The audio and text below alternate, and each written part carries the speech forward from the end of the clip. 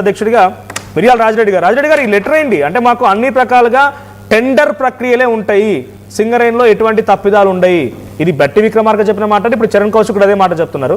అన్నీ కూడా టెండర్ ప్రకారంగానే జరుగుతాయి, మీరు ఎవరినో ఒక వ్యక్తిని ఆపాదించొద్దు. సూదిని సుజన్ అనే వ్యక్తి గతంలో వచ్చిన టెండరే, ఇప్పుడు కూడా టెండరే.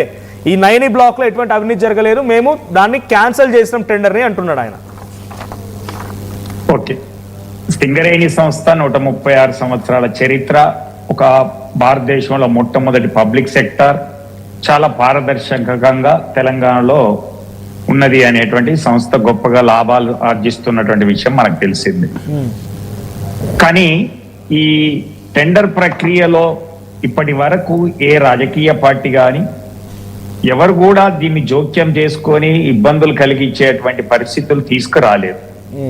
ఏదైతే తెలంగాణలో కాంగ్రెస్ ప్రభుత్వం వచ్చిన తర్వాతనే ఈ టెండర్ ప్రక్రియలో ఇన్వాల్వ్ అవ్వడం అయితేంది, దానికి సైట్ విజిట్ సర్టిఫికెట్ అనేది తీసుకురావడం అయితేంది, దాని ద్వారా లబ్ధి చేకూరాలనేటువంటిది, కొంత సంస్థలకి కట్టబెట్టాలనేటువంటి ఉద్దేశం, తద్వారా లబ్ధి పొందాలనేటువంటి ఉద్దేశం చాలా స్పష్టంగా కనిపిస్తా ఉన్నది. గతంలో పారదర్శకంగా ఉన్నటువంటిది ఏ టెండర్ అయినా సరే గ్లోబల్ టెండర్లో ఎవరైనా పాల్గొనొచ్చు, దాన్ని దక్కించుకున్న తర్వాత ఆ నిబంధనల ప్రకారంగా మనం పనిచేసి చూపించాల్సింది. గతంలో మనకు ఉన్నటువంటిది ఒకటి టెక్నికల్ బిడ్, 2 ఫైనాన్షియల్ గా వాళ్ళ యొక్క ట్రాన్సాక్షన్స్ కానీ ఎట్లా ఉన్నాయి అనేది చూసేటువంటిది, 2 ప్రధానంగా చూసి బిడ్ను తీసిన తర్వాత ఎవరికి ఇవ్వాలి ఏంటి అనేటువంటిది ఉండేటువంటి. కానీ ఈ మధ్య కాలంలో అంటే గత సంవత్సర కాలం పైన ఈ సైట్ విజిట్ సర్టిఫికేట్ అనేటువంటిది ఓబీ కాంట్రాక్టర్ల విషయంలో ఈరోజు కేకేఓసి అయితేంది, లేకపోతే OC2 గోదావరి ఖని అయితేంది, లేదంటే మా వికే సీఎం కొత్తగూడెం అయితేంది, ఇలాంటి వాటిలలో ప్రవేశపెట్టడం వలన ఈ సైట్ విజిట్ అనేటువంటి క్లాజ్ ఉండడం వలన గతంలో ఎవరు సైట్ విజిట్ చేసినా సరే వాళ్ళందరూ జస్ట్ విజిటెడ్ సైట్ అనేటువంటిది ఒక సెల్ఫ్ డిక్లరేషన్ ఇచ్చినట్లయితే సరిపోయేటువంటిది.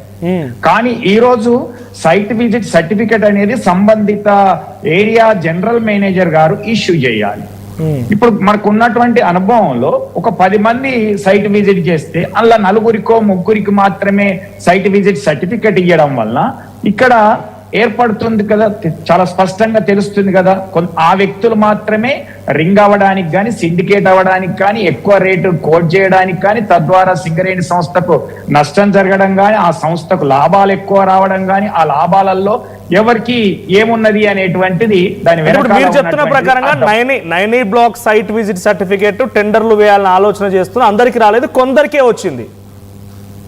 అంటే ఇంకా సరే, నాకు తెలిసినటువంటిది 17 మంది సుషితో పాటుగా 17 మంది విజిట్ చేశారు. దాన్ని ఇంకా ఎవరికి ఇష్యూ చేయలేదు. కాకపోతే గతంలో ఉన్నటువంటిది ఈ నేను ఇందాక చెప్పినటువంటి SRPOC technical language site visit site certificate కంటే కూడా టెండర్ని అందరినీ వేయనివ్వడం లేదు, వాళ్లకు సంబంధికులకు మాత్రమే టెండర్లు వేసేటువంటి అవకాశం ఇస్తున్నారు, ఎవరికో వాళ్ళకి కట్టబెట్టేటువంటి ఆలోచనతోనే. ఇదేనా పాయింట్?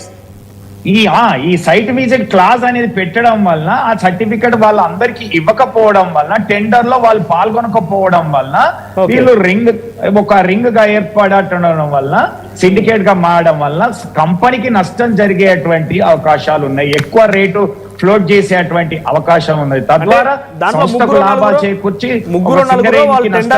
టెండర్లు వేసే వాళ్ళకి తక్కువ మొత్తంలో టెండర్ కోట్ చేస్తారు కాబట్టి సంస్థకు నష్టం జరిగింది. సిండికేట్ వ్యవహారం అంత ఇదంతా కూడా ఒక రకంగా అదే చెప్పడం. ఓకే, దీంతో బీఆర్ఎస్ పార్టీ ఆరోపిస్తున్నట్టుగా, బీఆర్ఎస్ పార్టీ చెప్తున్నట్టుగా కొన్ని వార్తాపత్రికలు రాసుకొచ్చినట్టుగా, దీని వెనుక నిజమేనా? అంటే మీకున్న ఆలోచన ప్రకారంగా బట్టి విక్రమార్క ఎవరికో సహకరిస్తూ ఒక వ్యక్తికి ఈ టెండర్ను అప్పగించే ప్రయత్నం, కోమటిరెడ్డి వెంకటరెడ్డి తన తమ్ముడికి అప్పగించే ప్రయత్నం, రేవంత్ రెడ్డి తన బావమర్రికి అప్పగించే ప్రయత్నం, ఆ 9 బ్లాక్ అనేటువంటి దాంట్లో, ఎందుకంటే దీనిని చూసిన 3 లక్షల కోట్ల రూపాయల విలువ చేసేటువంటి బొగ్గు నిల్వలు ఉన్నాయి అక్కడ 35 ఏళ్ల పాటుగా. సో అటువంటి సంస్థని ఎవరికో ఒక ప్రైవేట్ పర్సన్కి అప్పజెప్పేటువంటి ప్రయత్నంలో భాగంగా ఈ ముగ్గురు కొట్లాడుతున్నారు, అంతేనా బీఆర్ఎస్ ఆరోపణ? ఎస్, ఎందుకంటే ఇది MDO కాన్సెప్ట్ ద్వారా వచ్చేటువంటిది 9 బ్లాక్ అనేటువంటిది. ఇప్పుడు నడుస్తున్నటువంటి VPR అనేది పోయింది, ఇది మాట్లాడండి. ఇప్పుడు ఉన్నటువంటి ఓబీ కాంట్రాక్ట్ ఉన్నటువంటి సంస్థ విపిఆర్ సంస్థ, దీనికి 2 సంవత్సరాల కాల పరిమితి ముగుస్తున్నటువంటి క్రమంలో ఇప్పుడు ఓబీ కాంట్రాక్ట్ కాకుండా mine developer and operator MDO contract ఇవ్వడానికి, ఇది 25 సంవత్సరాల పాటు ఇవ్వడానికి దీనికి 1600 కోట్ల రూపాయల ఇన్వెస్ట్మెంట్ అవుతుంది అనేటువంటిది. ఆ తర్వాత టెండర్ లో వీళ్ళు రేట్ వేస్తారు. దీనికి 1 టన్ను బొగ్గు తీసినందుకు మా సంస్థ ఎంత చెల్లించాలి ఆ కాంట్రాక్టర్ కు అనేటువంటిది.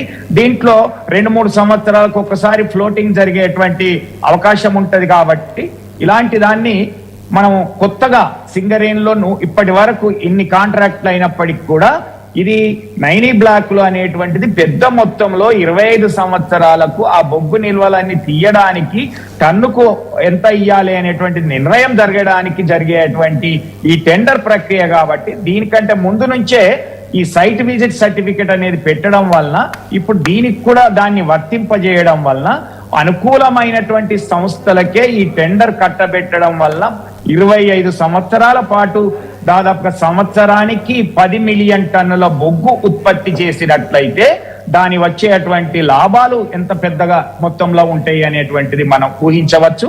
ఇలాంటి ప్రక్రియ జరగడం వల్ల దీంట్లో ఇప్పుడు ఉన్నతాధికారులతో సూచనలు ఇచ్చేసి దీనికి సంబంధించినటువంటి మంత్రులు, ఇది ఇంధన శాఖ ఆధ్వర్యంలో సింగరేణి అనేటువంటిది నడుస్తుంది. కాబట్టి బట్టి విక్రమార్క గారి యొక్క అజమాయిషీలో ఇప్పుడు ఉన్నటువంటి అధికారులు కానీ డైరెక్టర్లు కానీ అందరు కూడా ఉన్నటువంటి పరిస్థితుల్లో వారి ద్వారా ఒక సంస్థ జరిగి ఒక కాంటాక్ట్ కావడం వలన ఈ యొక్క ప్రక్రియ అనేటువంటిది వాళ్ళకు కట్టబెట్టేటువంటి అవకాశాలు ఉన్నాయి అనేటువంటిది ఈ రోజు కార్మిక వర్గం చర్చిస్తున్నటువంటి క్రమంలో ఇంకొక వార్తాపత్రిక ఈ కథనాన్ని రాసుకొచ్చింది కదా, ఆ కథనాన్ని మీరు అంగీకరిస్తున్నారా? ఒక కార్మిక నాయకుడిగా లేకుంటే బీఆర్ఎస్ నేతగా ఆ కథనం నిజమేనా? అంటే బట్టి విక్రమార్క ఎవరికో ఈ కాంట్రాక్ట్ ని కట్టబెట్టడం కోసం ఒక వార్తా సంస్థ నుంచి ఒక తప్పుడు కథనాన్ని రాయించిండు, అది ఆయన సైలెంట్ చేయడానికి, ఆ తర్వాత ఈయనకి కట్టబెడితే అయిపోద్దని రకంగా ఆలోచనలో ఉన్నారు. ఆ వార్తను మీరు సమర్థిస్తున్నారా?